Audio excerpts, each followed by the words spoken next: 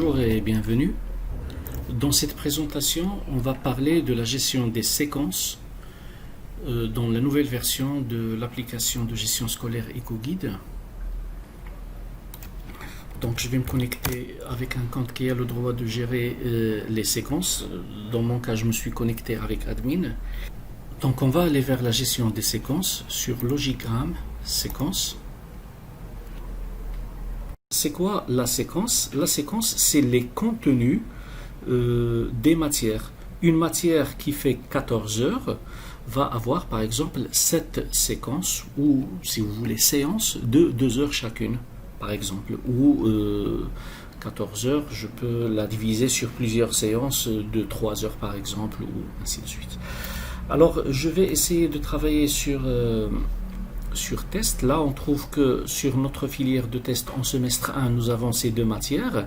Et pour la matière 1, normalement, on devait avoir 30 heures. Et là, j'ai ajouté les contenus des séquences. Lorsque je vais faire le total, ça va me donner 31 heures, d'où on a un code couleur.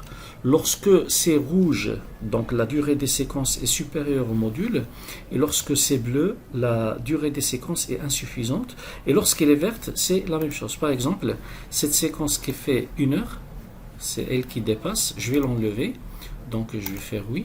Donc une fois qu'elle est enlevée, ça va me donner matière. Quand je vais ajouter une autre séquence de 2 heures, ça va devenir 32 heures. Donc voilà, automatiquement, il va devenir rouge.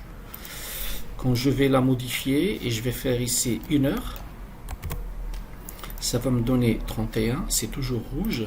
Je vais modifier celle-là à 1 heure, donc ça va devenir 30. C'est exactement ce qu'on doit planifier et elle doit devenir verte.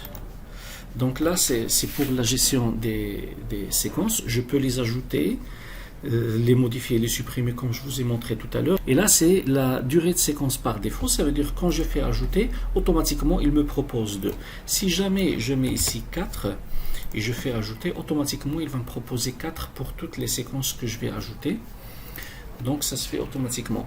Et avec ces deux boutons-là, je peux gérer l'ordre des séquences. Par exemple, cette séquence, je peux la faire descendre ici. Et il va rester ici. Je peux imprimer l'état d'avancement quand j'ai les classes. Pour le moment, pour la filière test, on n'a aucune classe, ce qui fait je ne vais pas pouvoir faire l'impression. Donc ça va être vide, bien sûr. Il n'y a pas de classe. On va créer des classes pour voir comment ça s'imprime.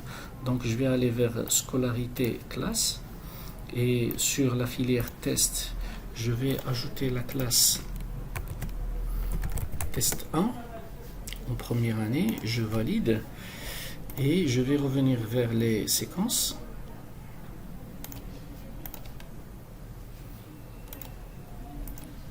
Donc sur test, on a la classe test 1. Donc maintenant, quand je vais imprimer l'état d'avancement de la matière 1 du semestre 1, pour la classe test 1, il va me donner ici l'unité 1, la matière 1 sur 30 heures, la filière et le groupe, l'année scolaire, et il faut noter les noms des professeurs qui vont intervenir manuellement, et puis après il va me donner ici toutes les séquences une par une ici. D'accord? Ça c'est une forme qui est proposée, mais on peut programmer d'autres formes de l'état d'avancement et de réalisation du programme. Donc voilà, c'était la présentation du module gestion des séquences. Merci.